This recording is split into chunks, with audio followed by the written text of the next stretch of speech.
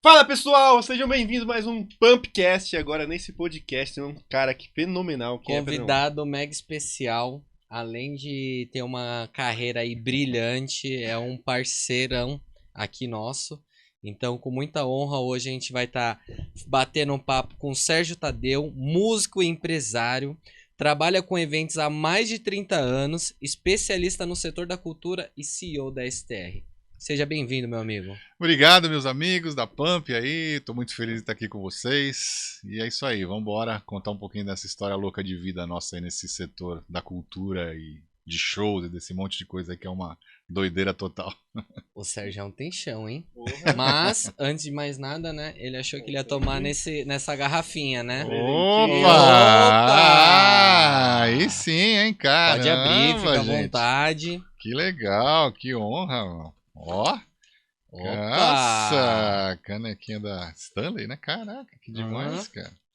Melhor que da Stanley é do Opa! Pumpcast. Pump, aê, galera, legal, show de bola. Show. Gostei. Já pode colocar a garrafinha. Já vamos estrear já, Já vamos chegar chegando. Já vamos estrear aqui, ó, belezinha. Água agora no copo especial da Pump, é isso aí. Bom, e hoje o bate-papo vai ser com a galera que gosta de evento, que gosta de cultura, que gosta de marketing. O Serjão aí tem uma carreira brilhante. E já vamos puxar, Serjão. Da onde você veio, aonde você tá e pra onde você quer ir, meu amigo? O pessoal pergunta assim, né, às vezes, pra mim. Quanto tempo você tem de carreira?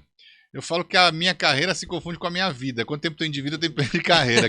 Eu acho que eu nasci nessa história de show, de eventos e tal. Eu venho de uma família de circo, né? A minha mãe é circense, sou a quinta geração de uma família de circo.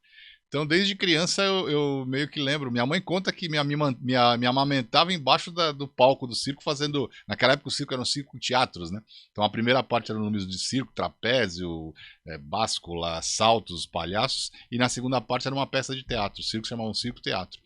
E a minha mãe era atriz do teatro e tal.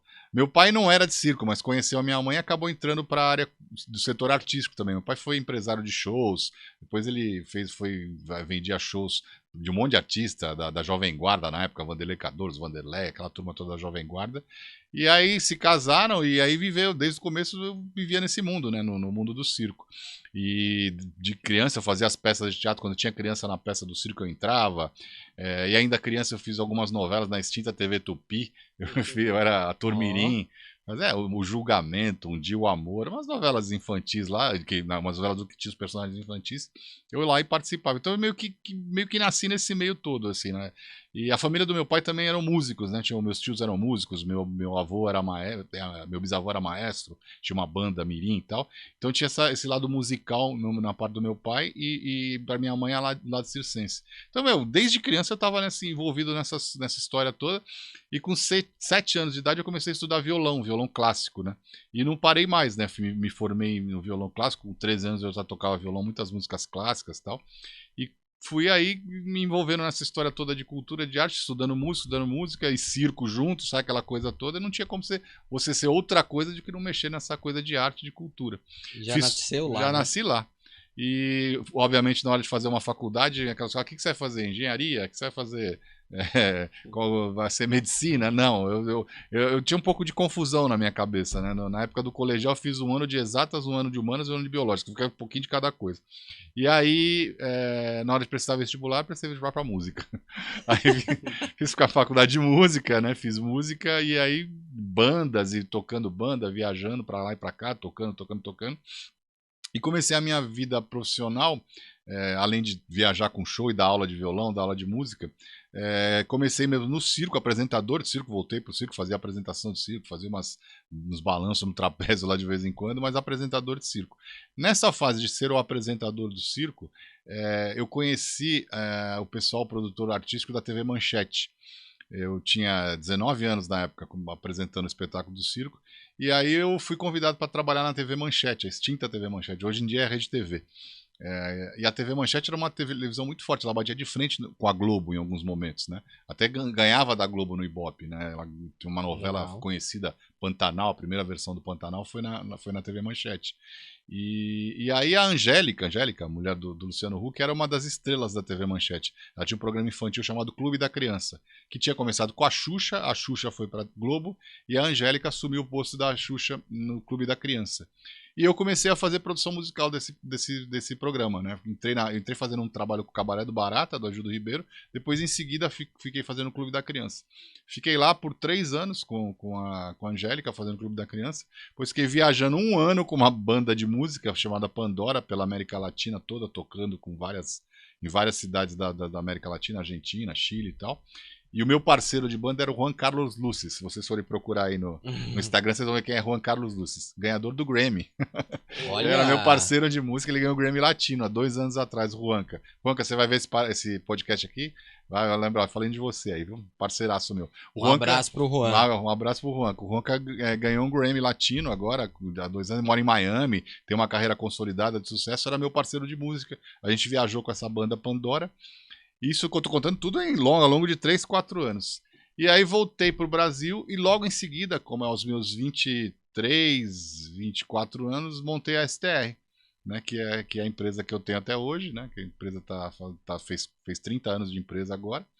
E aí bombando, sempre nessa área de cultura, nessa área de setor cultural. Então, vim da cultura, vim do show, vim do meio artístico e quero aprimorar isso mais, sempre de onde eu vim de tudo isso, quero aprimorar isso, quero continuar fazendo isso, sempre com excelência e com bastante qualidade. Muito massa. Até uma pergunta, a STR quando ela começou, ela fazia o quê? Qual foram os primeiros projetos, as primeiras coisas que você começou a fazer? A STR começou como uma produtora de eventos. Tá. Como eu tinha vindo dessa área de shows e de televisão, eu estava cansado de ficar viajando, falei, quero me estabelecer em São Paulo novamente, apesar de eu ser bastante jovem no momento, falei, preciso montar uma empresa, e aí fiz uma empresa com o intuito de levar esse universo lúdico, essa coisa artística, para o mercado corporativo, que há esse tempo, há 30 anos atrás, era uma coisa um pouco mais dura do que é hoje em dia, né? O mercado corporativo é um pouco mais rígida e tal. E a gente foi meio precursor dessa história de team building, de tirar os colaboradores ou os clientes da empresa daquele universo todo fechado, e a gente levou essa questão de trazer uma coisa mais leve para eles trabalharem. Então a gente começou a fazer essa questão de pegar os colaboradores da empresa, os funcionários, e fazer uma peça teatral para eles mesmos interpretarem, citando os temas que a empresa precisava falar naquele momento. E aí isso começou a dar super certo. A gente depois começou a fazer uma coisa de questão de equipamento, locação de equipamento de som, de luz. Começamos a fazer as feiras, os congressos das empresas.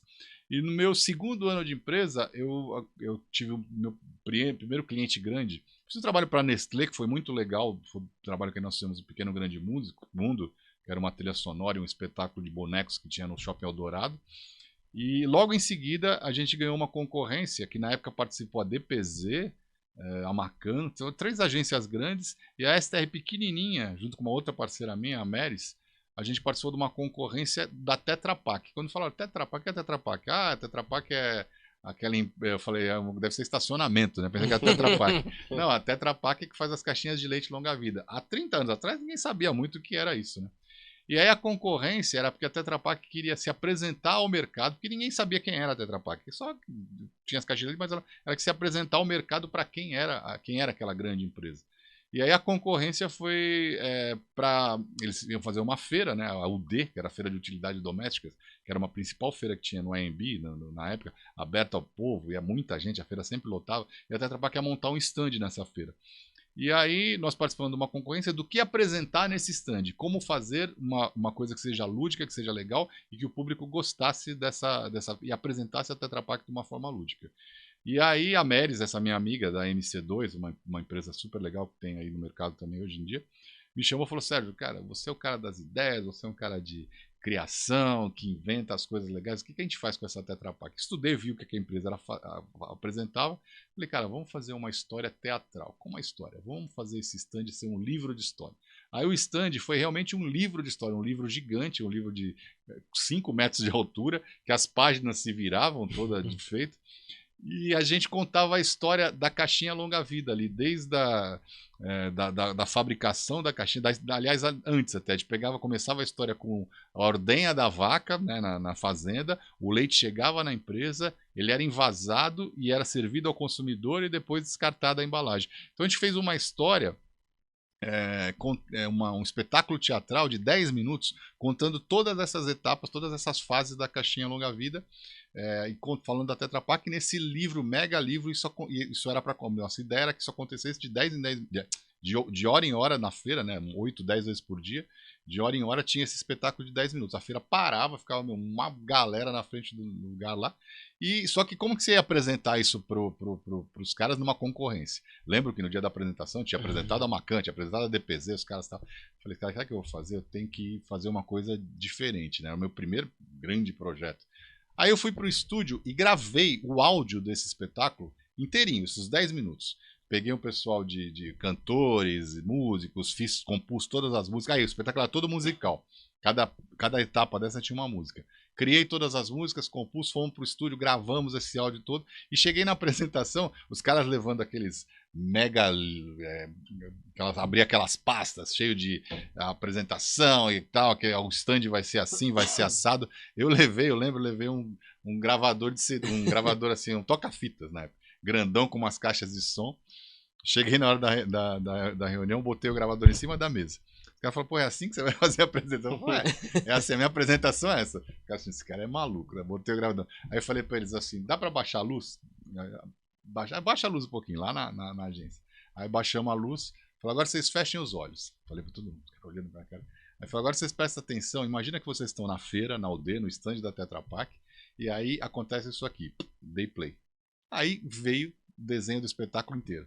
O apresentador chamando, as pessoas falando, a coisa acontecendo, indo pra cá. O espetáculo inteiro de 10 minutos, quando acabou, acendeu a luz. O diretor de marketing na época, que era o Eduardo Eisler, meu amigo também, Edu, falou, cara, é esse projeto tá dentro, não quero mais ver mais nada, é isso aqui, vamos fazer essa feira, vamos fazer isso. Caraca. E aí foi a entrada da STR, foi o primeiro grande trabalho da STR na Tetra Pak, e a Tetra Pak é cliente nosso até hoje, somos amigos do presidente, CEO, todo mundo da Tetra Pak é parceiro nosso, e atendemos eles até hoje nesse setor de eventos, e aí foi crescendo, né? Foi fazendo um evento atrás do outro. E é assim. Cara, que show. Olha essa história. Olha essa Bem história. maluco. Não, esse lado lúdico, Sergião, que você tem, essa sacada, pô, até mesmo de naquela época, imagina a concorrência, todo mundo chegando com documento e você, pô, põe uma caixa de som, fecha o olho aí e se liga só no que vai acontecer. Imagina. Bem lúdico. Bem legal, foi bem maluco. Cara, muito show. E me conta, como que foi indo depois? Como que você foi seguindo para chegar até onde vocês estão hoje? Quais foram os principais pontos aí de mudança dentro da empresa durante esses longos anos? Quantos anos existe a Tetra Pak, já que você criou tão novo? A Tetra Pak é uma empresa que não é uma empresa Tetra Pak não, desculpa. A STR há 30 anos. A gente atende a Tetra Pak há 29. Pô, foi no primeiro ano mesmo. Foi no primeiro ano. E há 30 anos, e aí o que aconteceu com essa produção numa feira tão grande, num projeto tão grande, foi muito legal. A STR passou a ser vista ali. E a gente inaugurou mesmo a STR ganhando uma concorrência de agências muito grandes, né? A DPZ, que participaram daquele projeto, então eram agências grandes. E a gente ganhou uma concorrência e aí despertou o interesse. Quem quer essa empresa? Quem são esses caras, essa molecada? A gente tinha 20 e poucos anos. E aí, na época eu tinha um sócio ainda, e depois ficou 3 anos comigo, em 98 era STW, né? Tinha um W, depois em 98 eu tirei. A gente separou a sociedade, virou só STR e ficou até hoje. Mas aí despertou o interesse de outras empresas e a gente começou a fazer alguns outros trabalhos. Fizemos o Rally dos Sertões durante um tempo. Aí a Nestlé voltou a fazer alguns trabalhos conosco também nessa época. E aí a gente começou a bombar nesse setor de eventos, né? Essa coisa. Começamos a fazer muito corporativo, fazer muito team build. A gente faz team build até hoje, mas o team build, nosso team build tem uma característica muito própria, né? A gente faz, por exemplo, um dia de circo na empresa. Então a gente pega todos os colaboradores e vão aprender a fazer arte circense. Então a gente monta um circo ou no hotel, um circo com tenda mesmo. Monta um circo no hotel ou no próprio sala de eventos do hotel. E aí pega todos os colaboradores e divide eles em grupos.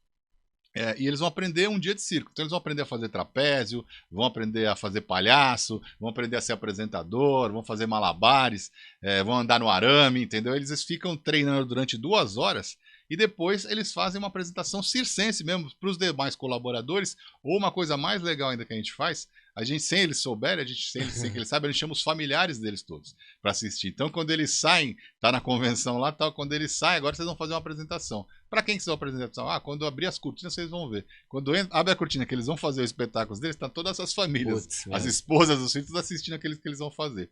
Isso é um team build que a gente faz. A gente faz outro tipo de team build também, que é um estúdio musical. Então, a gente faz um jingle. Então, a empresa, os colaboradores vão criar o jingle da empresa. A gente monta um estúdio mesmo, com bateria, com guitarra, então a gente vai lá e grava, eles criam um jingle, a gente dá todos os direcionamentos, eles fazem um jingle. A gente faz um team building de escola de samba, monta uma escola de samba, uma escola de samba ela é super organizada, né? Você tem que ter todas as alas, todas as estruturas, tal. A gente leva fantasia, leva tudo, e eles criam todo o enredo de uma escola de samba durante o evento. Então a gente começou a fazer isso para diversas empresas, né? Começou a fazer isso para bancos, a Tetra Pak tem muitos clientes, né? Nestlé, Del Valle, Coca-Cola, todos, Mate, Leão. Então todos os clientes acabaram passando por nós, vindo até nós, através do que a gente fazia com a Tetra Pak. Ela abriu muitas portas pra gente, né? E aí isso foi acontecendo e fomos indo. Foi abrindo portas, mas você também deu muita visibilidade pra ela, né? Sim. A gente é uma relação de troca mesmo, assim, mútua, sabe? Né? De mútuo, assim. Eu sou muito grato à história que eu tenho dentro da empresa, né, da Tetra Pak, mas eles também têm muita gratidão pelo aquilo que a gente criou juntos, né? Então, até agora mesmo, semana passada eu tive uma reunião com a diretora de marketing da Tetra Pak, diretora de meio ambiente da Tetra Pak, e a gente está criando um projeto também de um ingresso, uma coisa sustentável e nova, e aí ela adorou a ideia, e aí na apresentação que ela fez para uma entidade de coleta seletiva escada, ela falou assim, olha, esse cara sabe fazer tudo dessa coisa de maluco, pode contar com ele, na Tetra Pak ele já inventou milhares de coisas aqui e aconteceu de tudo. Então é isso, a gente atende nessa linha. Uma coisa, para até o pessoal entender, como que você vê a vantagem para uma empresa fazer um team building? Olha, o fato de você tirar os colaboradores da zona de conforto deles é uma coisa muito interessante que o team building provoca, né? O cara tá acostumado com aquele universo dele lá, corporativo e tal, e ele vai para uma convenção, vai para uma feira, ele vai lá ver números, ver dados, ver objetivos, ver metas a serem atingidas, ele fica lá aqueles dias fazendo aquelas apresentações todas que é normal numa convenção de uma empresa.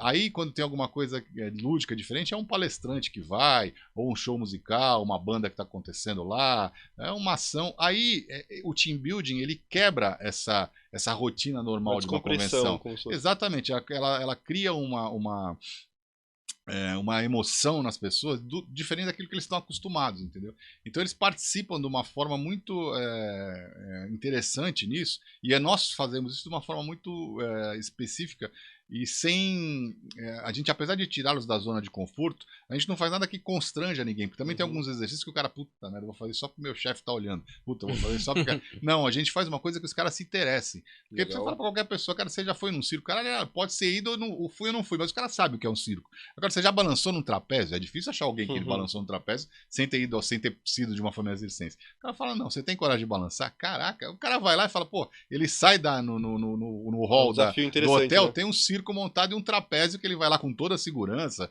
como sabe, a gente coloca um negócio chamado lonja, que é um cinto de segurança no cara que vai pendurado no alto, e o cara vai lá e balança no trapézio e começa a fazer evoluções no circo, coisa que ele nunca fez na vida. Então isso fica marcado. As pessoas, várias pessoas, quando terminam a nossa apresentação de team building, eles chegam para nós e falam, puta, que a coisa mais legal que eu já fiz numa convenção foi essa.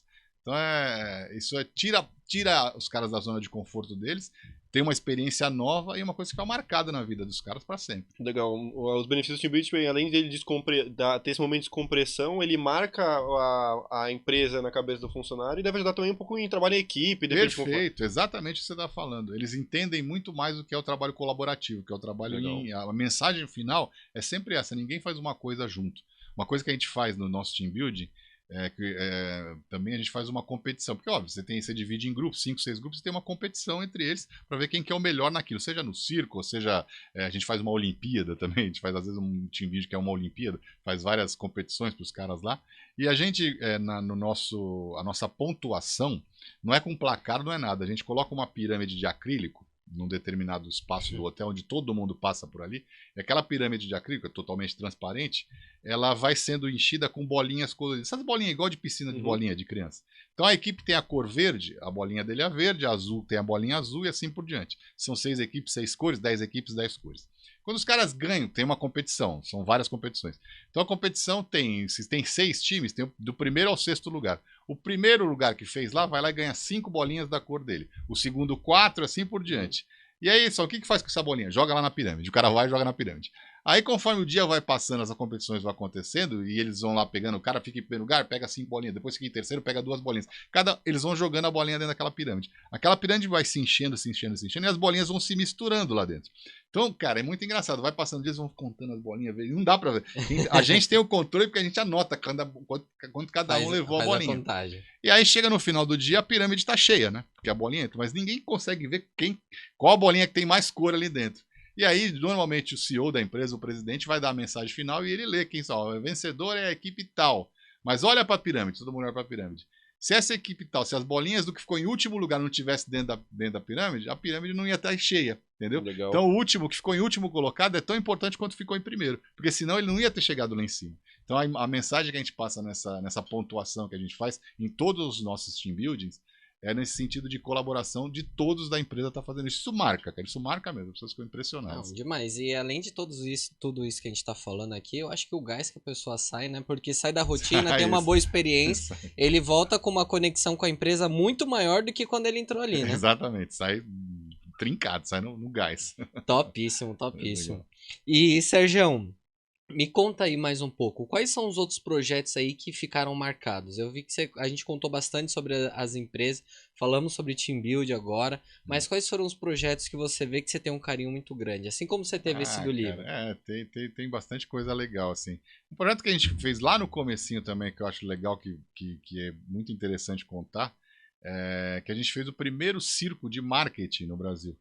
E isso foi um projeto da Nestlé que foi um sucesso, um mega sucesso. Aí o cara é marqueteiro, além de tudo é marqueteiro mesmo. Ah, sim, mas foi legal, isso aí vale a pena. Tem até nos YouTube da vida, aí tem uns vídeos. Era o Circo Moça, que era o ingresso do circo, era um rótulo da lata de leite moça. Nessa época, o leite moça não era em caixinha, igual você vê hoje, ou a latinha já com impresso na própria lata. Não, ele tinha um rótulo ao redor da lata. E aí o ingresso do circo era só você destacar o rótulo e aquele rótulo entrava. A Nestlé fez um acerto com a gente, pagou o valor X lá para os meus primos, que eram os proprietários do circo, e aí eles entravam no circo com aquele rótulo, a pessoa entrava. Essa campanha foi um sucesso no Brasil, cara, e a Nestlé teve um aumento substancial de venda nos produtos, na Leite Moça. Depois eles lançaram um produto com aquele projeto que se chama Moça Fiesta, que é o beijinho, o brigadeiro, o cajuzinho prontos já, que vinha na latinha, eles lançaram com o circo, foi feito o lançamento desse produto. Então eles conseguiram mensurar o grande aumento de vendas que tinha. O circo chegava numa cidade, por exemplo, a Piracicaba, vamos embora com o circo para lá. Aí as vendas dos supermercados da cidade vamos lá, todo mês a gente vende 150 caixas, é o normal que se vende 150 caixas de Moça Festa aqui. Quando o circo com 2.500 lugares que cabia dentro do circo, grande, um espetáculo maravilhoso, aquela venda aumentava, porque o cara ia no supermercado e ia comprar caixinha e latinha de leite moça porque ele ia entrar no circo. Essa venda de 150 caixas, durante o período que o circo estivesse lá, aumentava para 250 caixas, porque todo mundo estava lá. Quando o circo ia embora, obviamente a venda caía, mas não voltava para os 150, ela estabilizava em 200. Porque as pessoas percebiam que o produto era bom, né? Você faz produtos bons, consumiam aquele produto e passavam a consumir constantemente. Então a Nestlé detectou naquele momento que levar o circo para cidades era super vantajoso, era abrir mercado e era ampliar a sua venda, né? Então a Nestlé levava o circo para todas as cidades que ela achava que a venda estava diminuindo, que não estava boa, ia com o circo para lá. E isso foi durante 4 anos, o circo bombando em todos os lugares. Foi um marketing, um projeto muito grande de marketing dentro da Nestlé, que foi feito um projeto legal, muito interessante nesse sentido. Eu tenho muito carinho por esse projeto que a gente fez lá no começo. Mas depois foram se desenvolvendo vários projetos, até que em 2007 a gente começou a fazer projeto incentivado, que é um outro caminho que a gente vai falar. Isso eu ia engatar aqui, porque é um ponto aí muito importante, mas esse negócio do Circo Moça, do Circo Fiesta, cara, é demais. Isso, tipo, você fazer uma estratégia de marketing junto com o circo, além de ter muita criatividade, tem que ter muita competência para fazer essa execução, né? Ah, sim, Não sim. é uma coisa que, eu tô pensando, eu vou fazer. Não, realmente tem que estar no sangue os circenses. Não, e a gente é especialista. Os meus primos, o Celso e o César, que eram os proprietários do circo, eu só fui o cara meio que criou a parte de marketing, a parte de execução dessas coisas, fazia a trilha sonora do espetáculo, as músicas todas.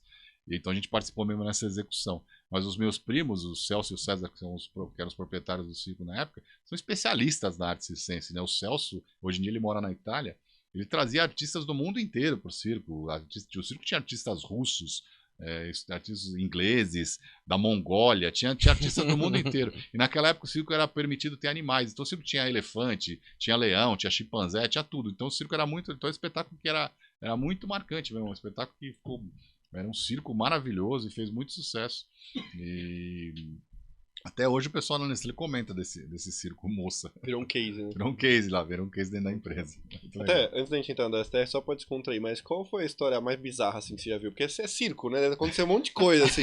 Qual foi a coisa mais bizarra, assim, que você viu? Leão comendo um de uma criança, zoeira. Circo, cara, tem as coisas mais bizarras que você pode imaginar na vida, cara. Tem coisa maluca mesmo. Tipo, desde as mais... Hoje em dia você dá risada, mas tipo, você tá... quando você tá no circo, mesmo circo, as pessoas dormem em trailer, né? Você tá lá no trailer, dentro daquela...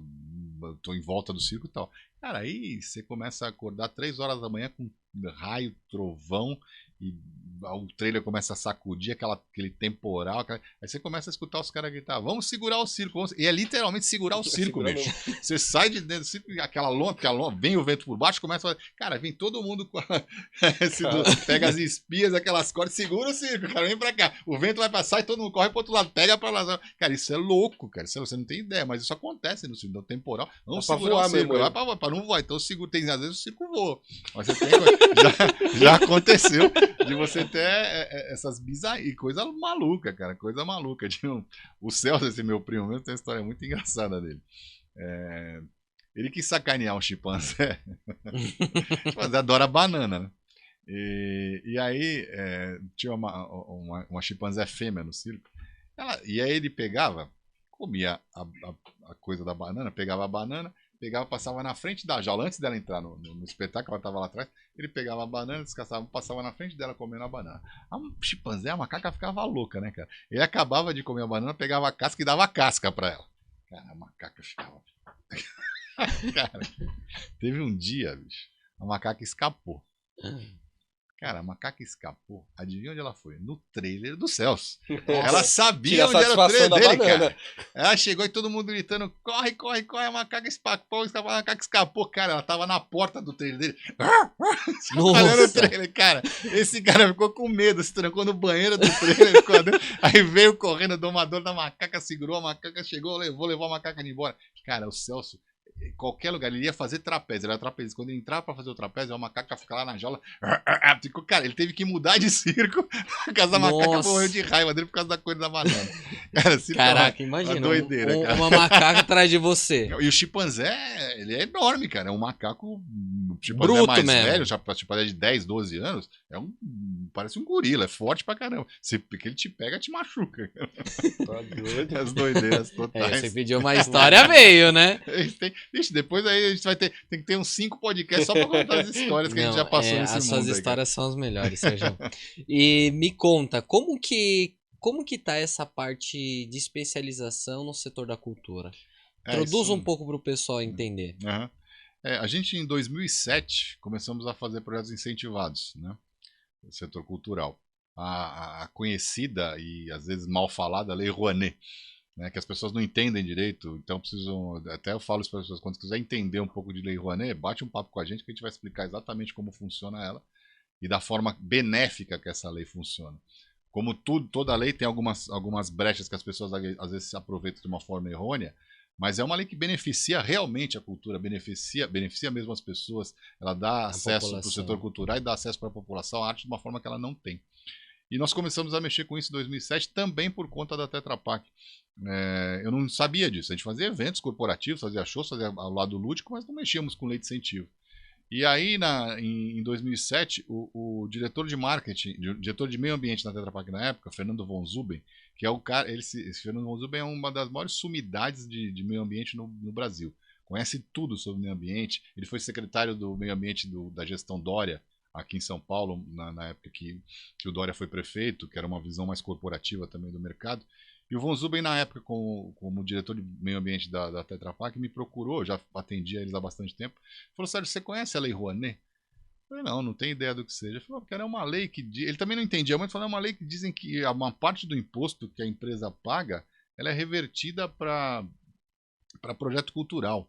A Tetra Pak paga um imposto muito alto, né? A gente está pegando esse dinheiro fora. Dá uma olhada nisso para ver como é que funciona e tal. Aí eu fui pesquisar, fui entender e vi que a lei é uma lei realmente, que é uma lei, não é nem de governo de esquerda, nem de governo de direita, é uma lei que foi promulgada antes, lá no governo de Fernando Henrique, lá atrás foi montada, que essa lei foi criada e foi homologada, e é a mesma lei que Foi em funciona 91, é uma lei né? muito antiga.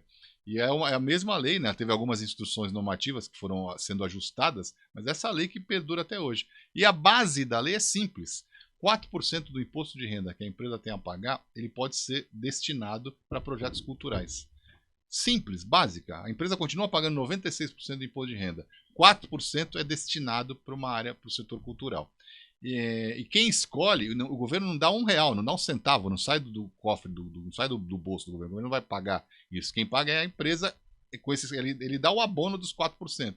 Mas, por outro lado, o governo, esses 4%, o governo não precisa ter um setor cultural ativo, ele não precisa ter funcionários lá para criar cultura. Os próprios produtores, que somos nós, criamos cultura de uma forma não onerosa para o governo. Quem está pagando isso é a empresa com os 4% que ela dedica do seu imposto para isso.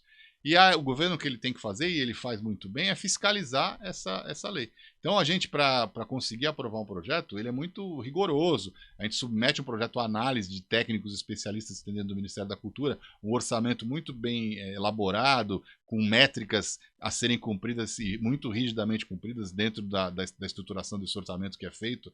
E aí, após o projeto ser realizado, ele também tem uma prestação de contas que também é apresentada, que o governo também aprova essa prestação de contas.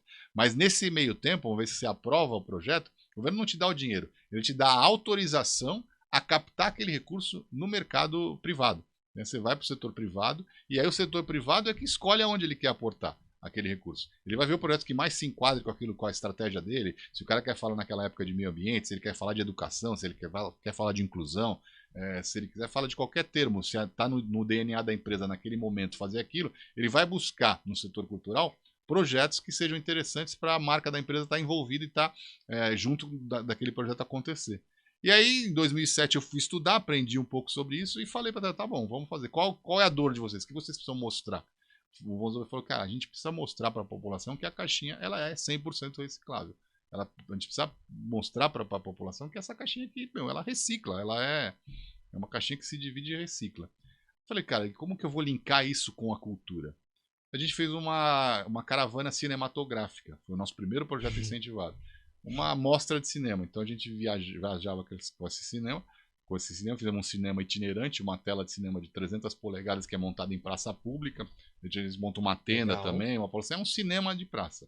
Só que em vez de ser um ciclo de cinema, a gente botou o nome de Reciclo de Cinema. Esse projeto acontece até hoje. Então, o Reciclo de Cinema é uma caravana de cinema que passa cinema que está passando no próprio cinema mesmo, hoje em dia, esses filmes de sucesso, passar na praça. Só que antes de começar o filme, a gente tem um workshop, uma palestra e uma demonstração de como se faz papel reciclado.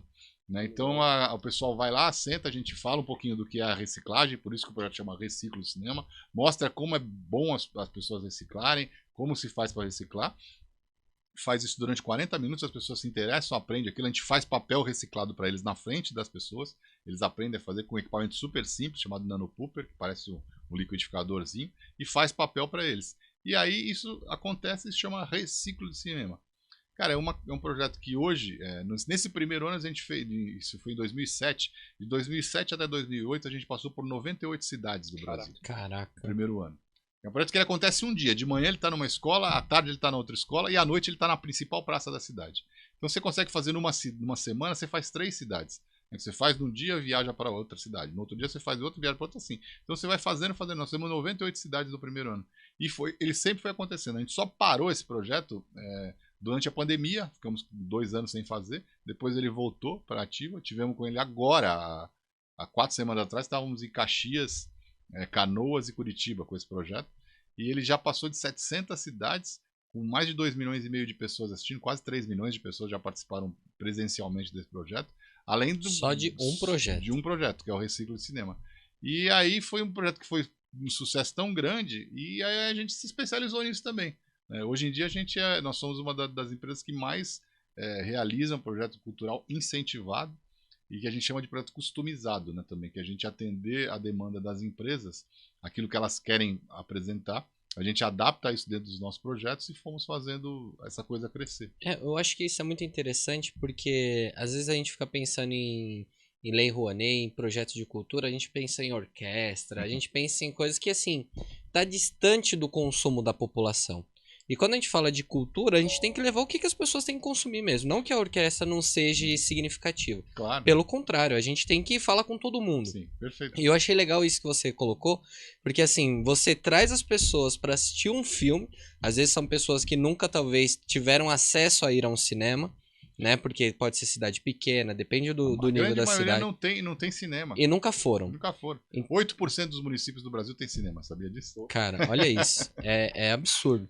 Então você abre um mercado que a pessoa nunca vivenciou e antes de entregar essa atração, você cria uma outra atração cultural falando sobre reciclagem. Exatamente. Cara, olha, eu acho que essa junção, ela é top, porque provavelmente a Tetra Pak e outras empresas voltadas à reciclagem. Sim, todo mundo quer ligar à sustentabilidade. Depois da Tetra Pak vieram muitos outros patrocinadores nessa mesma linha, né? Que também patrocinaram esse projeto. E outros mais, sempre nessa linha de reciclagem que a gente tem feito, né? De projetos ambientais, socioambientais. E sempre trazendo esse lado, como você falou, cinema, cara, é um cinema que as pessoas... Eu já cheguei a vi mesmo, pessoalmente. Cidade do interior da Bahia, por exemplo, cidade pequenininha, cidade com 10 mil, com 5 mil habitantes, que eu vi pessoas de 80 anos sentado na praça chorando quando viu aquela tela de cinema daquele tamanho. O cara nunca tinha entrado no cinema na vida dele, cara. O cara com 80 anos viu uma tela de 600, 300 polegadas, uma tela gigante na frente dele e falou, caraca.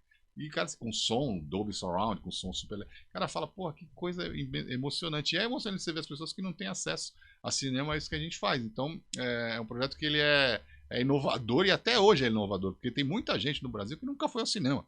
Entendeu? Nunca foi mesmo. Então, é um projeto que ele emociona as pessoas pela sua diferencial. Já fez cinema em aldeia indígena, por exemplo.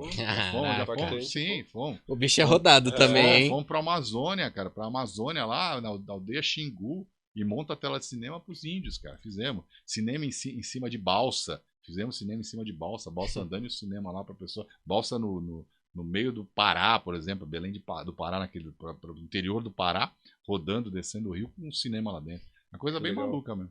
Eu acho uma coisa legal dessa parte personalizada, porque é um ganha-ganha, né? Porque além de a gente conseguir agregar valor para a sociedade, conseguir trazer cultura, não é uma empresa tipo um banco que ele está investindo num teatro musical que fala só de música. Você consegue personalizar para entender qual que é os objetivos daquela empresa para você fazer algo personalizado, que tem um objetivo, pô, eu quero impactar tal área, ou eu quero levar tal mensagem para as pessoas. A empresa você consegue personalizar para levar isso. E o legal disso não é só que a empresa ganha com isso, porque querendo ou não, a mensagem dela perpetua, acaba virando meio como se fosse um marketing para ela, mas querendo ou não, acho que é uma forma de você conseguir fazer que a cultura se perpetue. Por quê? Se você chega para uma grande empresa, fala, pô, vamos fazer um teatro, ele vai falar, pô, mano, vou ter que. Nossa, eu vou ter que pegar ver o negócio fiscal, meu contador, isso vai dar mais trabalho que qualquer coisa. Quando você dá algo que de fato agrega valor pra ele fala, pô, vale a pena. Exatamente. Eu vou investir em cultura, porque tem um benefício pra ele também. Exatamente, você foi perfeito nessa colocação. E o Pedro também, quando falou das questões de apontar nas orquestras e tal, esses grandes projetos, as grandes orquestras, as grandes peças teatrais, eles não representam nem 10% do que é investido em Lei Rouanet. O grande da lei federal, hoje não é mais lei Rouanet, né? Hoje é lei de incentivo à cultura. Nem 10% esses mega espetáculos que a gente conhece. O grande valor mesmo, o grande benefício dessa lei é levar a cultura para quem não tem acesso à cultura, né? Esses mega espetáculos, eu concordo com você, eles são muito importantes. É legal você ter uma orquestra patrocinada por uma grande empresa, porque as pessoas vão ter acesso a isso, vão ter as capitais vão ter grandes orquestras, vão ter. Mas o outro lado também é muito importante, que é levar a cultura onde não existe cultura, levar as peças, nossas peças, que são nossos espetáculos, nossos projetos de Rouanet, a gente tem palco da reciclagem, cena ambiental, além do reciclo de cinema, o grande reciclador, encanto de Natal. A gente tem vários projetos incentivados que levam um espetáculo de qualidade, né? Um espetáculo que você pode ver, a gente não tem vergonha de falar, que não tem nem medo de falar, que são espetáculos nível Broadway mesmo, sabe? São espetáculos que você vai assistir e fala, cara, que som, que figurino, que espetáculo, que atuação. Então esse tipo de espetáculo ele é apresentado para pessoas que não têm acesso a isso. Como uma pessoa do interior do Pará vai assistir um espetáculo desse, se não for através de uma lei de incentivo e de uma empresa que se interessou a patrocinar esse projeto e levar esse projeto até lá. Entendeu? Então, os benefícios que essa lei traz para a população são enormes. E para as empresas também, como você disse, a empresa quer mostrar uma coisa que ela quer apresentar para uma população, ela vai apresentar através de uma lei de incentivo. Então, a lei de incentivo ela é um incremento para a verba de marketing das empresas, a custo zero, porque ela está tirando aquilo do imposto. Entendeu? É um projeto ganha-ganha, ele só ajuda, todo mundo ganha com isso. Muito show. Umas coisas que eu acho interessante, até vou perguntar para uma empresa talvez esteja pensando em investir e tal. Uma coisa que é legal que você falou é que não tem partido. Primeiro ponto que tem muita gente já tem um preconceito sim. Aí. Outra coisa que eu achei legal também que você comentou é porque tem fiscalização. Não é só, peguei o dinheiro aqui, usei, roubei e já era. Tem todo um processo de fiscalização. É legal pontuar também que não é só no Brasil, né? Tem vários outros países que também que tem essa lei o pessoal fala, né? Aqui tem muito essa conversa. Porque os artistas mamam na teta do governo. Né? O mundo inteiro, onde tem cultura, tem subsídio fiscal. O mundo inteiro tem subsídio fiscal. A Broadway só existe a Broadway porque também as empresas que produzem na Broadway, além das tem incentivo fiscal, do governo americano, sim, tem. Isso no mundo inteiro, na Inglaterra, os principais lugares onde tem projetos culturais acontecendo, eles são incentivados. E outra que as pessoas não sabem, vai falar, vai mamar na tela, só artista. Cara, a isenção fiscal que uma lei Rouanet tem, ela não chega a 20% do que tem uma isenção fiscal no mercado automobilístico, por exemplo. Uhum. E o setor cultural, ele movimenta 2 vezes mais empregos do que o setor automobilístico no Brasil. São dados que as pessoas não sabem, né? Gera muito mais emprego através da cultura do que através do setor automobilístico. E a isenção fiscal do setor isso vai aumentando, né? Porque o mobilístico ele vai ter cada vez menos pessoas, né? Então, assim, são mitos que eles têm que deixar de existir. Porque às vezes se fala uma coisa sem saber, as pessoas não se aprofundam num assunto para falar de uma coisa que elas não conhecem. Então às vezes uma pessoa fala uma coisa errada, isso viraliza, hoje em dia tudo viraliza, fala, não, porque as pessoas pegam raiva de uma coisa sem saber o benefício que essas pessoas trazem, né, cara? De você ver, a pessoa fala mal da Rouanet, mas ela sabe que tem gente lá, gente de situação de vulnerabilidade que conseguiu se empregar através da Lei Rouanet. Né, que conseguiu tá trabalhando através da lei, que está conseguindo assistir um espetáculo através da lei de incentivo fiscal, da Lei Federal de Incentivo à Cultura. Então, são projetos que são muito importantes de acontecer e desmistificar isso. Uma outra coisa que é importante dizer também, às vezes a empresa fala, putz, mas eu vou investir meu dinheiro no projeto cultural, vai chegar um cara do governo aqui bater na minha porta, vai vir aqui olhar minhas contas, ver se eu estou pagando imposto certo, eu não quero, sabe, eu faço tudo certo, mas não quero ninguém aqui vir encher meu saco, ter que ficar atendendo. Cara, o governo não se envolve com isso, cara. Ele não tem nada a ver com isso, com a empresa que está aportando.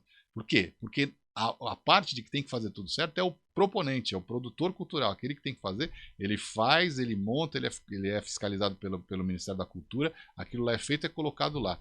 A empresa, ela só vai patrocinar aquilo, ela só vai pegar os 4% dela que ela tem direito a executar, e ela vai pegar aquele dinheiro e colocar no projeto. Ela não tem nenhum vínculo, nenhuma ligação, não tem nada com o governo. Ela só é patrocinadora. E patrocinadora do projeto que ela mesma escolheu patrocinar. O governo não tem nenhum acesso com a empresa. É uma coisa direta e reta. Legal, só até uma coisa então dentro disso.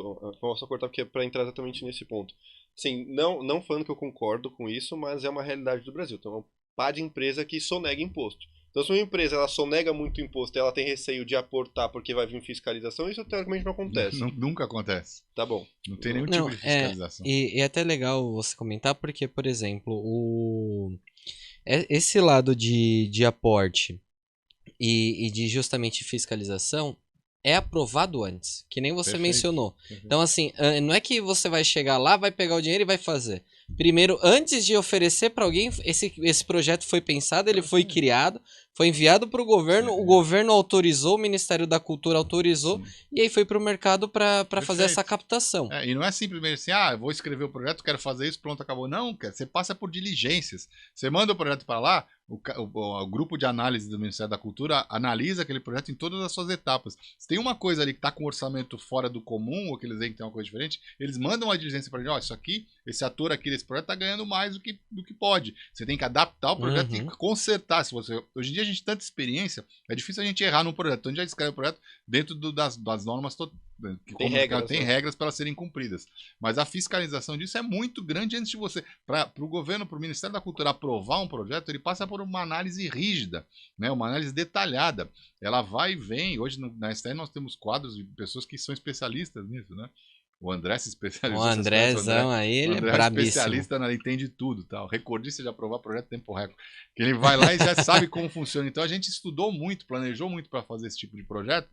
E ele passa por uma análise muito rígida. Então ele só é aprovado depois que ele cumpre todas as etapas dentro de uma análise feita pelo Ministério da Cultura. Aí você recebe a chancela do Ministério da Cultura para você ir ao mercado e captar aquele recurso. Então quando isso chega na empresa, a empresa não tem que estudar mais se o projeto está dentro da lei, porque ele só foi aprovado porque ele está dentro da lei, senão ele não seria aprovado. Então ele funciona muito bem, a aprovação é toda prévia. E depois que você realiza o projeto, você faz uma prestação de contas e uma prestação de conteúdo, de resultado. Então você vai lá e mostra vídeos, mostra fotos, mostra tudo aquilo que você fez e a prestação de conta, como aquele dinheiro foi aplicado detalhadamente dentro de cada rúbrica que foi colocada, e aí o Ministério da Cultura aprova aquela sua prestação de conta para você continuar fazendo projetos.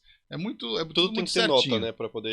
Tudo com nota fiscal, tudo que é assim que você comprova depois que... A comprovação é tudo feita com nota fiscal, você só faz um pagamento quando a nota fiscal está emitida. Legal. É tudo muito, muito certinho, assim, não tem como furar isso, né?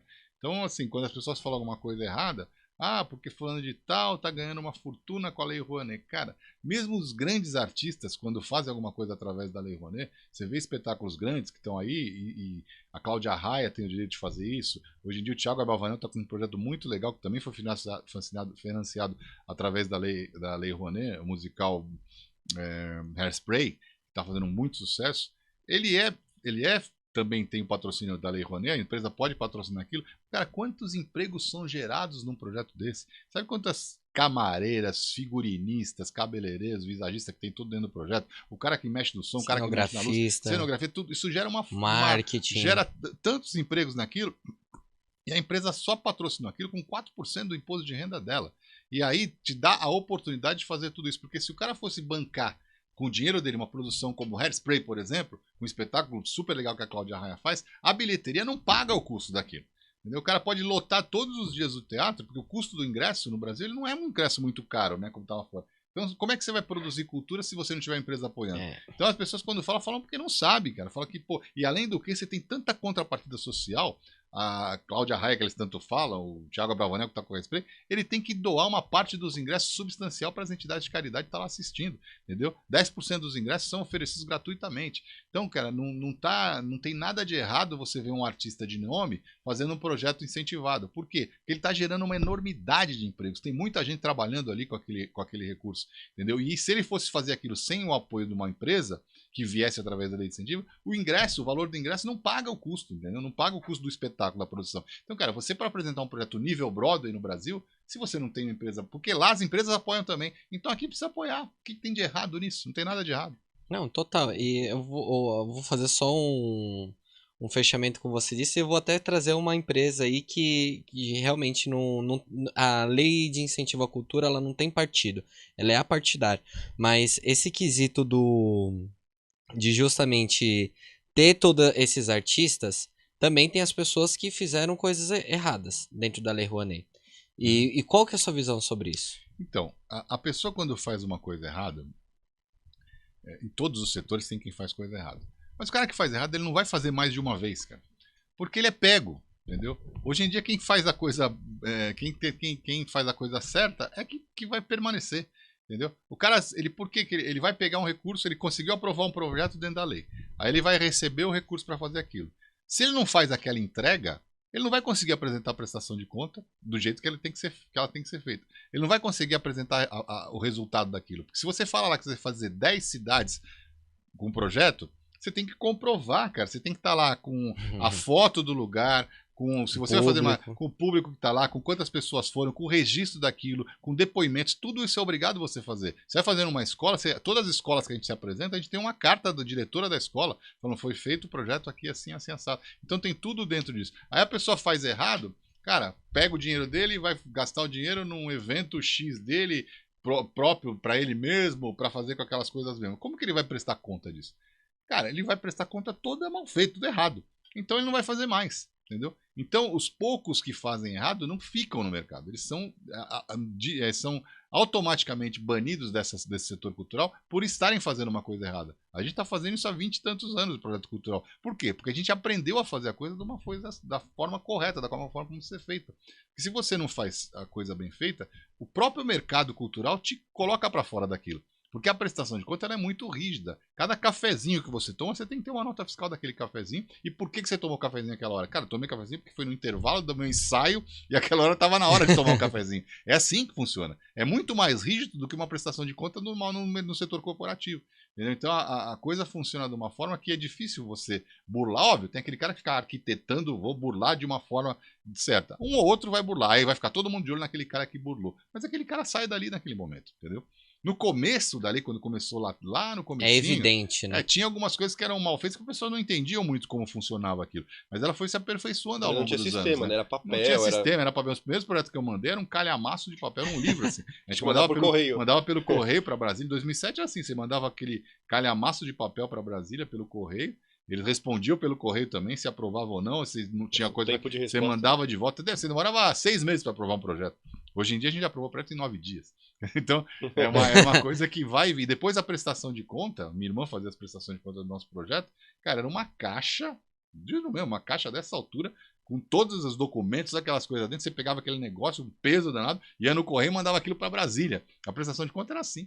Hoje em dia a gente tem as prestações de conta, e aquilo tem uma cópia, porque você tinha que ter o original aqui. Os caras têm até 10 anos para pedir para ver aquele original. Então a gente vai no nosso galpão lá, a gente tem aquelas caixas de prestação de conta até hoje guardadas lá, desde 2007. É história, né? Legal. História. Não, mas até um adendo que eu... do tema de lei de cultura que eu tenho as perguntas. Não é de mudar de lei de cultura, não, mas até trazendo para as pessoas como é uma lei apartidária. O Luciano Hang, dono da Van, ele investe todos os anos em lei de incentivo à cultura. Entendeu? É uma coisa séria. Tá aí um exemplo. E é um exemplo prático. Entendeu? Prático, Não é uma coisa que, não vou fazer, talvez é do fulano, é do ciclano. É totalmente apartidário, cara. Você vê a empresa, o Luciano é o exemplo que você deu, que é um empresário de direita. Ele investe em cultura. Porra, por que ele não vai investir em cultura? Ele não tá fazendo nada de errado, tá usufruindo da lei. O cara totalmente de direita. Então as pessoas não precisam pensar só quem é de esquerda, quem é o cara. O artista, geralmente, o artista é visto como o cara de esquerda. Cara, tem artista de direita pra caramba também. Eu conheço vários, cara, que são músicos, que são de. Não interessa. A lei, ela é totalmente apartidária. E o Luciano Hang é um exemplo que você deu. É um cara que é apoiador dos projetos de direita, é um cara que sempre foi focado no apoio ao lado dos governos de direita. E é um cara que investe legalmente, porque ele entendeu a lei. Então você não vai ver ele falando mal da lei. Entendeu? Vai falar, por que eu vou falar mal de uma coisa que não entende? E as pessoas, até os próprios políticos que falaram mal, hoje em dia já não falam mais, porque eles começaram a entender. Porque às vezes fala mal naquele afã de falar mal, de ganhar voto por causa daquilo, e vai como manada, né? Aí o cara hoje em dia fala, cara, fiz besteira, falei que eu não devia ter falado. E se você, 2 palitos que você começa a entender um pouquinho, olhar para aquilo de uma... Não precisa muito esforço, cara. Se o cara lê um pouquinho, ele vai entender que aquilo é certo. Não tem problema nenhum. É até um ponto interessante isso aí, porque é tudo aberto, né? Então, por exemplo, não é que tô falando que ele investiu porque eu supus. Não, tá lá. Você entra no sistema do governo, você vê a empresa que está criando, você tá vendo a empresa que investiu, como foi, quais foram os projetos. É tudo em cima da lei de transparência, cara. Tem uma lei de transparência, as prestações de contas estão lá abertas para as pessoas verem. O valor que aporte, o orçamento que é feito, que é aprovado, a pessoa pode entrar lá, pode entrar e ver exatamente o que aconteceu. É super transparente, é muito claro isso. Isso é muito legal. Umas outras dúvidas que o pessoal pode ter aqui em relação a isso. Qualquer empresa pode investir? Qual que são... Empresa baseada no lucro real, né? No lucro presumido não pode investir ainda, né? Eles tentam algumas coisas mudar isso de forma da lei, porque não se entende muito porquê, mas a empresa que é baseada no lucro real, qualquer empresa que paga imposto de renda e que é baseada no lucro real, ela pode... isso é legal você fazer essa pergunta também, que é um mito que as pessoas têm. A empresa precisa ter uma fortuna para investir. Não, cara. Lógico, projetos grandes, a pessoa pode ter um valor maior para ele sustentar. Mas um projeto que já está ativo, uma empresa... Eu tenho patrocinadores, por exemplo, já aconteceu comigo, no final do ano, uma escola, cara, uma escola pequenininha. Ela me ligou, a moça falou assim, olha, eu li sobre a Lei Rouanet, mas eu achei super legal que as pessoas fazem e tal. Meu contador fez o meu balanço aqui, ó, os 4% do meu imposto de renda dá 16 mil reais. Interessa para você? Interessa.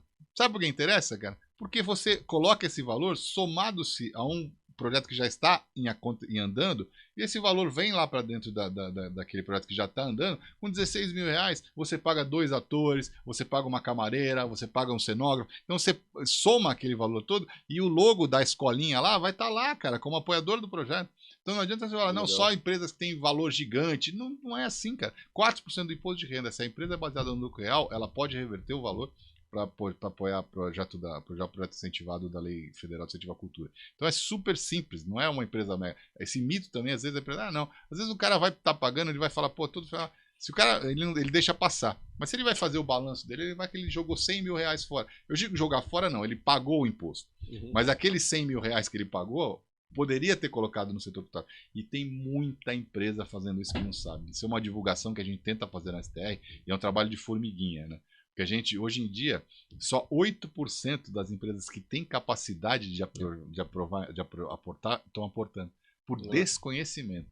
Por achar que vai ter fiscalização na empresa dele. Ou por ele falar assim, cara, vai dar um puta de um trabalho, vou ter que mexer no meu fisco. Cara, não tem nada de trabalho. É simples, é básico. O cara aportou recurso, a gente emite um recibo de mecenato, que é um documento, e aquilo vale dinheiro. Se o cara colocou 10 mil reais lá, você vai fazer um recibo de 10 mil reais. Quando ele for pagar o imposto, se o imposto dele que ele pagar é 100, ele vai pagar 90 e colocar aquele papel que representa os outros 10. É simples, não tem nenhuma burocracia. Legal. A parte então da empresa também fazer é super... Não tem trabalho nenhum. É muito engraçado isso. Porque cada projeto ele tem a sua conta aberta, entendeu?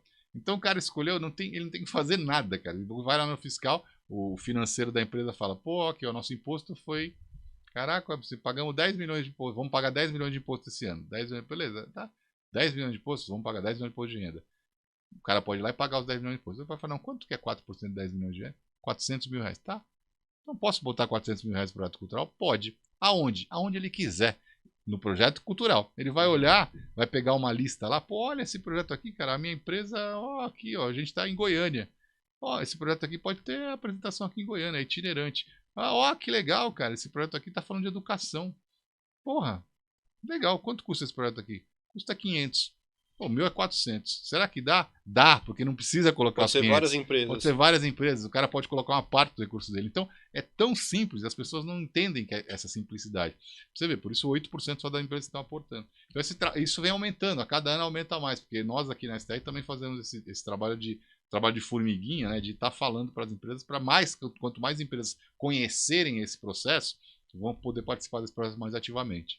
Sérgio, e até uma questão. O mundo vem se transformando de uma maneira muito rápida. E eu vejo que você é um cara que sempre está querendo aprender, você tem uma bagagem enorme e você está sempre querendo aprender e sempre está antenado. Como que você vê a mudança dos projetos culturais que você fazia antes e que você está tentando trazer hoje e executando? Ótima pergunta que você fez mesmo. O mundo hoje em dia se tornou cada vez mais digital, né? A coisa está muito mais conectada, a inteligência artificial está aí para mostrar tal. E você tem que usar essas ferramentas também no setor cultural. Por exemplo, nós temos vários museus aprovados. Temos em Jundiaí, em São Paulo, nós temos o Museu da Mata Ciliar, que é uma entidade que cuida de animais silvestres, de plantas, é muito legal. A gente fez um museu para mostrar o acervo deles. Cara, é um museu tecnológico. Nosso projeto está todo um museu tecnológico, sabe? Você vai fazer uma visita lá com óculos 3D. Você pode estar lá ou você pode visitar na sua própria casa. Isso também está valendo. Você pode usar a inteligência artificial e você pode pagar isso com recursos da lei. Basta você colocar no projeto. Eu preciso ter aqui nessa construção desse projeto um auxílio de uma inteligência artificial que vai ajudar a fazer isso. Você vai colocar essa rúbrica lá dentro do seu projeto e você vai pagar a inteligência artificial com verba do projeto incentivado. Por quê? Porque aquilo faz parte do seu projeto, faz parte do momento, faz parte da evolução. Então a gente na STR está realmente sempre evoluindo, procurando parceiros, como vocês, são parceiros nossos, que estão antenados nessa nova forma de acontecer, né? Dessa forma toda tecnológica que se tem hoje em dia. E a gente que é um pouco mais da antiga apanha um pouco, mas a gente tem que estar sempre buscando parceiros que fazem para isso. E a lei também é totalmente aberta para esse tipo de introdução de novas ferramentas no setor cultural. Muito show. Uma outra dúvida que o pessoal pode ter, acho que é a última que eu tenho anotado aqui. Se a pessoa aportar, ela tem o risco de, tipo, o projeto não executar alguma coisa? O empresário foi lá e colocou o dinheiro. É certeza que vai executar? Quais são os riscos de não acontecer? Existe esse risco, mas é engraçado. A gente, quase 30 anos de projeto cultural, nunca aconteceu de um projeto que foi aportado no nosso não acontecer. Porque a gente tem todo esse planejamento prévio, mas geralmente 100%, se acaso não acontecer, aquele recurso ele vai para um Fundo Nacional de Cultura, ele não é jogado fora, né? Ele vai para um Fundo Nacional da Cultura, que é para ajudar entidades que precisam ter cultura em outros espaços do Brasil, né? E que não têm acesso à cultura. Existe um Fundo Nacional de Cultura, que é justamente esses recursos que vêm oriundos de fontes ou sobras de projetos que não gastaram tudo, né? Por exemplo, você termina um projeto, você captou recurso. Aí você chegou no final do projeto, sobrou aqui 2, 3 mil reais. Cara, você não vai lá e emitir uma nota só de 3 mil reais para pegar o dinheiro para você. Você fez uma prestação de conta, você não tem que inventar a conta. Você pega e devolve aquele recurso. Aquele recurso vai para o Fundo Nacional de Cultura. E esse Fundo Nacional de Cultura ele é revertido para ações culturais de outras cidades, outros locais que têm essa necessidade de cultura. Mas isso é raríssimo acontecer. Porque quando você recebe um aporte, por que também isso é raríssimo acontecer? Você vê como a lei funciona bem. O projeto ele só é executado quando ele tem uma captação de 20% do valor que ele é aprovado. Então, você não precisa fazer 100% do projeto. Você captou 20% do projeto, você já pode fazer. Se o seu projeto fazer 10 cidades, você captou 20%, você faz 2 cidades.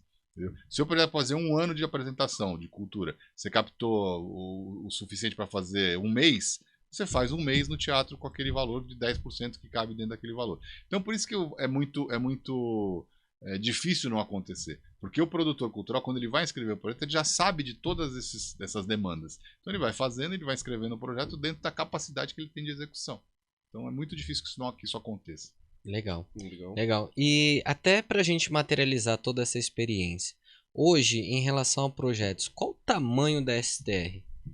A gente deu um salto muito grande no último ano, vamos dizer assim. A gente vinha desde uma levada, desde 2007, quando começou a fazer incentivo. A gente começou com 1,5 milhão no primeiro ano, depois fomos para 2,5 milhões, 3 milhões. Estabilizamos aí no setor de 4 a 5 milhões por ano de projeto incentivado. E a gente sempre captou, entre 3, 4, 5 milhões, iam captando e fazendo esse valor, captava esse valor e entregava esse valor. Parece que é muito dinheiro, mas, cara, você fazer 70, 80 cidades com esse valor, você tem que ser bem justo ali nas contas. Você atende muita gente, você trabalha com muita gente, emprega muita gente. Então, a gente, na STR, a gente captou bastante recursos. Você vê o nosso levantamento lá, a gente até hoje em dia já captou, acho, cerca de 40 milhões de reais em projetos incentivados, mas todos executados rigidamente dentro do que entregando cultura para todo mundo. E a gente veio fazendo essa levada. Na pandemia, estagnou. Porque para todos os setores foram ruins. O setor cultural foi ruim e meio. Foi uma coisa, assim, drasticamente cultural, difícil. O setor de eventos, setor de cultura foi muito prejudicado. São pessoas, né? Você sempre é presencial. Trabalha para impactar pessoas, sempre sempre é presencial. E ainda somou a pandemia junto com o momento político, que a lei foi muito demonizada naquele período político que estava acontecendo no Brasil, aquela polarização toda, e aí, além das empresas não poderem aportar porque você tinha pandemia e não tinha como realizar o projeto, tinha muita gente falando mal porque não entendia da lei. Então a gente ficou quase 3 anos, 2, 3 anos da pandemia, sem poder fazer projeto, porque não tinha como fazer mesmo, porque você não tinha como realizar, até as coisas abrirem novamente, e também porque tinha aquele viés político que as pessoas não estavam entendendo o que é a lei. Aí foi se aprendendo, foi se explicando, foi acontecendo de novo. E aí a gente, quando começou a trabalhar de novo, a gente voltou com os projetos após a Lei Rouanet, a gente resolveu dar uma incrementada na empresa nesse setor e falou, vamos lá, então é no momento que nós estamos agora. A gente ampliou nosso nível de aprovação de projeto de 5, 6 milhões por ano para esse ano que nós estamos com quase 120 milhões de reais aprovados em projetos culturais. Então nós estamos... É um pump mesmo, né? É um pump mesmo. Então a gente está aí com quase 120 milhões de reais em projetos aprovados no mercado para buscar essa captação. A gente tem 3 anos para captar esse valor. E já captamos alguma coisa, estamos indo aí, graças a Deus, estamos indo bem. Projetos fechados, contratos assinados, com projetos entrando. Porque a gente resolveu dar esse passo? A gente, sem falsa modéstia, nós vimos que nós somos bons nisso que nós fazemos. Né? A gente aprendeu a fazer. E durante a pandemia, a gente ficou parado, a gente teve que planejar, teve que procurar, teve que falar uma forma disso melhorar. Então a gente falou, cara, se a gente continuar ganhando, nós ficamos 3 anos sem ganhar nada. Se a gente nesse ano, quando virar a pandemia, a gente ganhar só os 5 que a gente ganhava, a gente tem um buraco de 3 anos aqui para arrumar, entendeu? E a gente começou a provar valores maiores, que é onde a gente está agora. Porque a gente tem rombo da pandemia para arrumar, entendeu? Para arrumar a casa. E não deixar de atender o setor. Como a gente falou, nós somos bons naquilo que a gente faz, a gente sabe fazer as coisas, sabe fazer bem feito. Vamos ter novos parceiros, vamos ter mais gente para apresentar o nosso projeto, vamos ampliar esse nosso nível de contatos com as empresas, né? A gente tem um histórico muito legal para ser apresentado. É difícil uma empresa que vê aquilo que a gente faz e entende aquilo que a gente entrega, que não queira participar de um projeto nosso. Se eles têm uma verba incentivada lá, eles entendem a forma que a gente atua, fala, pô, essa empresa é séria, ela é sólida, ela sabe como fazer, ela entrega. Tem histórico, ela né? tem histórico e ela entrega realmente. Então a gente resolveu dar esse incremento, né? Que é o que a gente fez esse ano, que é o nosso plano de crescimento para os próximos 3 anos, que é aumentar esse nível de captação, que era de 5, 6 milhões para 100 milhões a cada biênio, vamos dizer assim. A gente está falando mais ou menos quantos projetos? Para você chegar num nível de 120 milhões aprovados, a gente tem aí entre 18, 20 até 25 projetos. Porque tem projetos de 500 mil, projetos de 1,5 milhão, como tem projetos de 30 milhões. Tem projetos de vários tipos, né? A gente está falando de projetos de construção de museu, por exemplo, que é um projeto que demanda muito mais recursos. Tem projetos, por exemplo, de inclusão, né? Tem vários projetos aí que a gente trabalha e tem vários níveis de projeto e desperta muita curiosidade e muito interesse das empresas. Então tem projetos de vários níveis de possibilidades de incrementação de verba das empresas. Então tem para todos. Legal. Top. Uma coisa interessante também, acho que o pessoal também não sabe, é que não existe só lei de cultura, né? Existe lei de esporte, tem vários outros tipos de leis, né? Não, tem lei de esporte. E as leis não competem entre si, entendeu?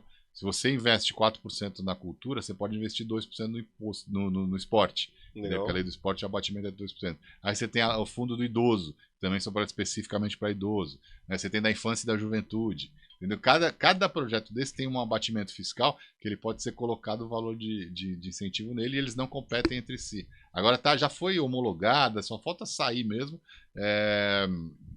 uma lei ambiental. Tá? Legal. Que é uma lei do Ministério do Meio Ambiente, tá? Que é uma lei que projetos que são feitos para cooperativa de catador, para todo projeto que é voltado para as questões socioambientais, ele também vai poder ter um abatimento fiscal. Então, acho que de 2%, 2 a 3% também.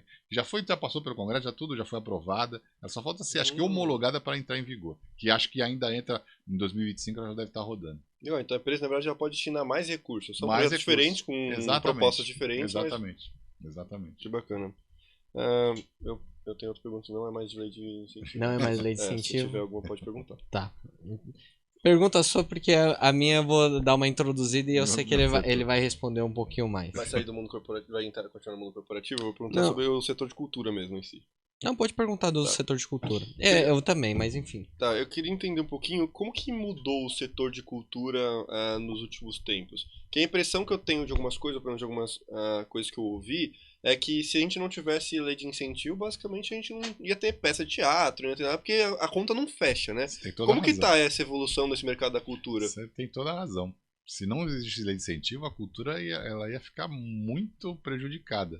Você ia ter só aqueles teatrinhos de bairro, né? Você tem aquelas pecinhas de muito baixa qualidade, tanto de interpretação, como de produção, como de figurino, como de cenografia, tudo. Porque uma peça de teatro precisa ter uma série de coisas que precisam ser trabalhadas. É custosa. Você vê o ator, os 2, 3 atores, às vezes 10, às vezes 20 no palco, mas aquilo ali é um pedacinho pequenininho do tudo que envolve uma produção teatral que está por trás daquilo. Ali é 1 horinha, né? 1 horinha que tá lá, mas cara, 1 hora de espetáculo ali demandou 3 meses de ensaio, uma pancada de gente trabalhando para produzir aquilo lá para acontecer. Então, uma produção teatral ela engloba uma centena de profissionais para mais trabalhando nesse backstage para isso acontecer. Então o setor cultural, claro, como tudo, ele vem se profissionalizando cada vez mais, né? E aí agora a gente já passou daquela fase da demonização da lei. Então hoje em dia as pessoas entendem como funciona a Lei Rouanet mais do que entendiam antes. Você ainda vê os haters por aí, mas são pessoas que são muito retrógradas. Porque quem entende mesmo já sabe como ela funciona. Então hoje em dia o setor cultural ele é extremamente dependente da lei de incentivo. Ele é, digo para você, sem sombra de dúvida, que é o setor cultural de qualidade, ele é dependente de uma lei de incentivo. Mas não é uma coisa que não é o Brasil, no mundo inteiro funciona assim. Não é só o Brasil. No mundo inteiro, quem produz cultura com qualidade, produz cultura com o apoio do governo, que não é errado, cara. O governo apoia tudo. O governo apoia o setor farmacêutico, apoia o setor de medicina, apoia o setor automobilístico. Por que não apoiar a cultura? É só uma loucura da cabeça das pessoas. Porque é uma obrigação do governo dar cultura para as pessoas. A cultura movimenta o mundo, cara. A cultura, um país sem cultura não tem sobrevive, essência. não tem essência. Tudo a gente. E quando eu falo de cultura, eu tô falando no geral mesmo, cara. Sabe, você botar uma criança numa escola lá, ela tá estudando. Cara, qual criança que tem um ano letivo inteiro que não vai ter um dia, mesmo a escola pública, que não vai ter uma apresentação teatral lá dentro? Ele insere, as crianças precisam viver com a cultura do lado dela. Só precisa ler uma história, precisa ter um bom livro. Então a gente está falando de apresentação teatral. Os bons livros eles são produzidos, são aprovados na lei de incentivo fiscal, entendeu? Livros de turismo, livros de ecologia, todos esses livros também podem ser financiados através da lei de incentivo fiscal, da lei da cultura, né? Então tudo isso é cultura. Quando a gente fala de cultura, é muito maior do que você sentar e ver uma peça teatral, entendeu? Os museus, as grandes orquestras, as pequenas orquestras, as palestras, os workshops, os ensinamentos, tudo que acontece no setor cultural, ele é muito amplo. E ele o 4% é muito pouquinho, cara, de uma empresa para dedicar para uma gama tão gigantesca de coisas que estão acontecendo. Então o setor cultural ele vem se aprimorando no sentido de cada vez mais democratizar o acesso a esse recurso, e as empresas estão aprendendo e fazendo isso também, e cada vez mais tem mais produtores culturais que estão interpretando isso. Hoje em dia você pega o Instagram, tem gente lá ensinando a escrever projeto. Isso é legal, não é ruim.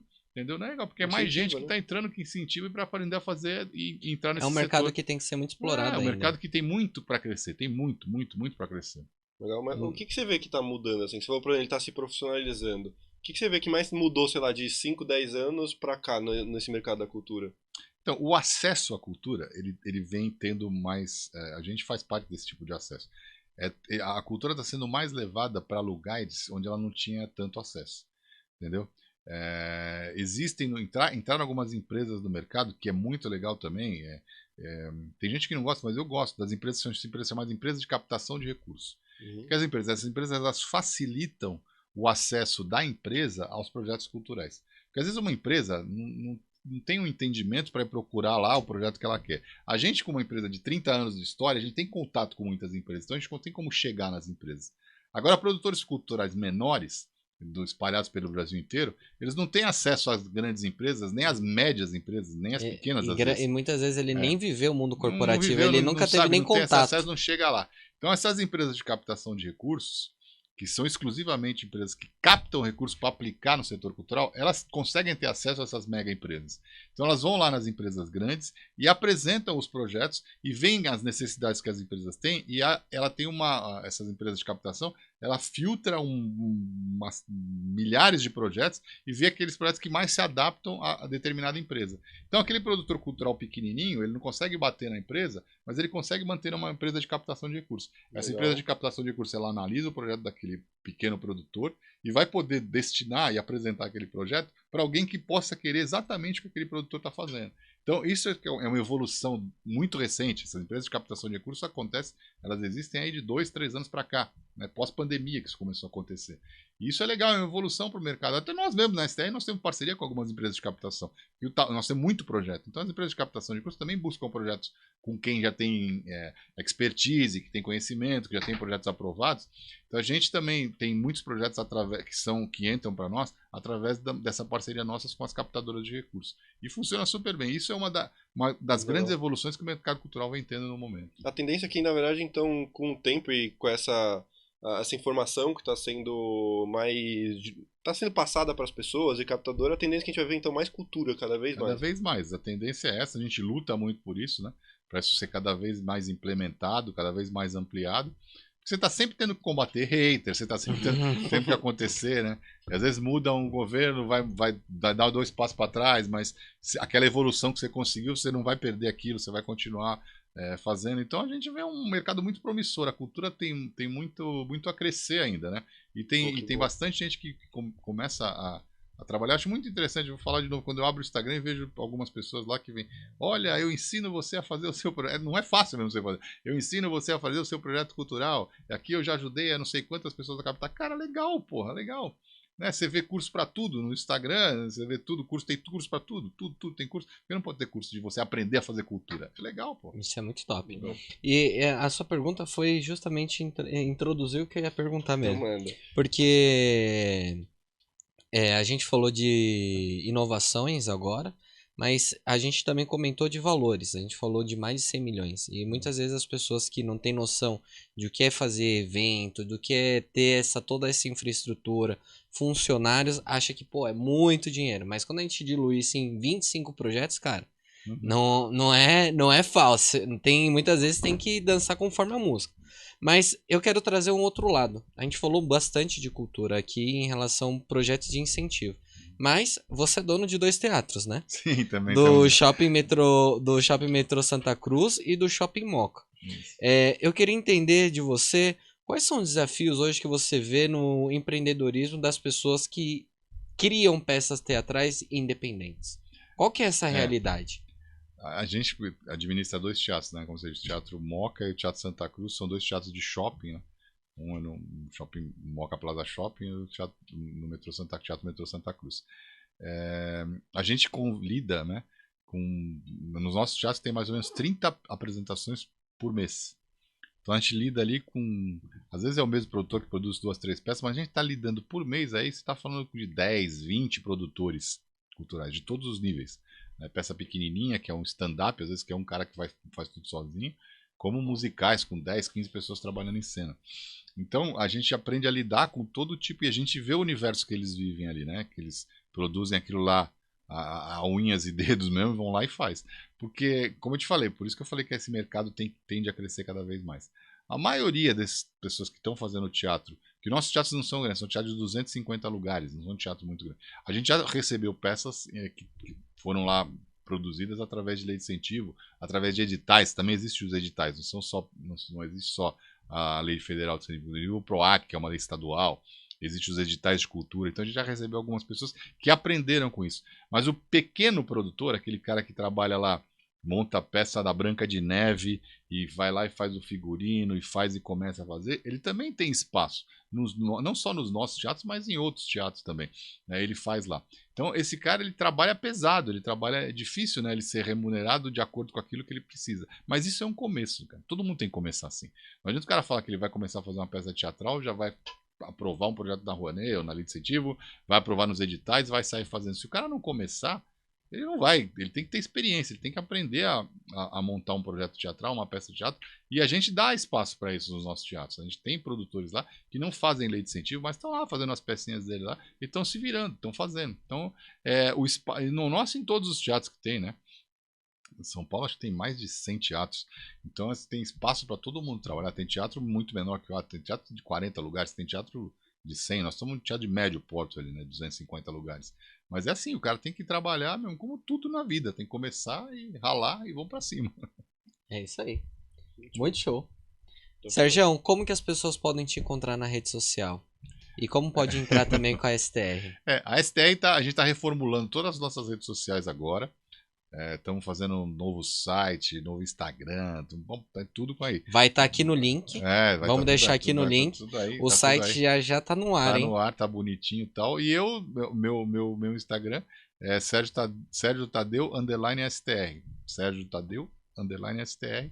Lá você me encontra, pode me seguir lá e lá eu passo todas as informações da STR. Mas daqui a pouquinho aí você vai ver todas as informações do site, do Instagram, e todas essas novidades da STR por aí. Vai vir muita coisa nova. Vai vir muita coisa nova. E 2025 vai ser um ano que a gente também vai trazer muita inovação. Vai ter inteligência artificial, vai ter óculos VR, por exemplo. Tô dando uns spoilers aqui, certo. Ó. Pra quem tiver, por exemplo, no hospital, né? A gente até falou do Hospital do Câncer, de ver uma atração de longe, Perfeito. levar alegria, então saber É, trazer inovações desse mundo jovem que a gente Perfeito. vive, junto com a sua Perfeito. experiência, o seu know-how Pô, e proporcionar tá inclusão falando, e não é? experiência para o Nossos público. museus, por exemplo, pode ter uma visita virtual, né? Nós acabamos de aprovar, vamos fazer agora o Museu da Polícia Ambiental do Estado de São Paulo.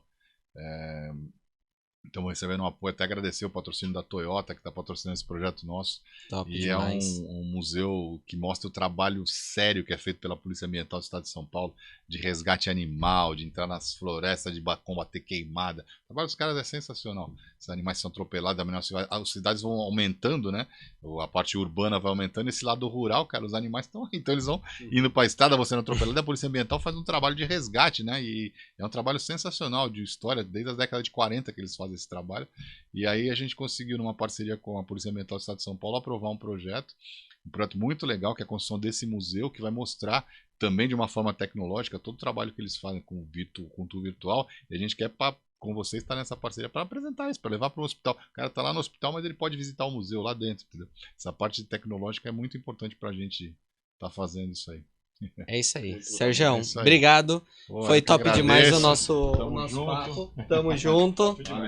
Gente, obrigado por todo mundo. Conheçam mais da STR. Tamo junto com a Pump aqui. Daqui a pouco acho que a gente vai ter um podcast semanal, mensal aí, Aí, ó. para apresentar as Vai novidades ter de muita cultura. coisa, vai ter Vambora. muita movimentação. Valeu, gente. Obrigado, gente. É Valeu. isso. É isso aí. Tchau, tchau.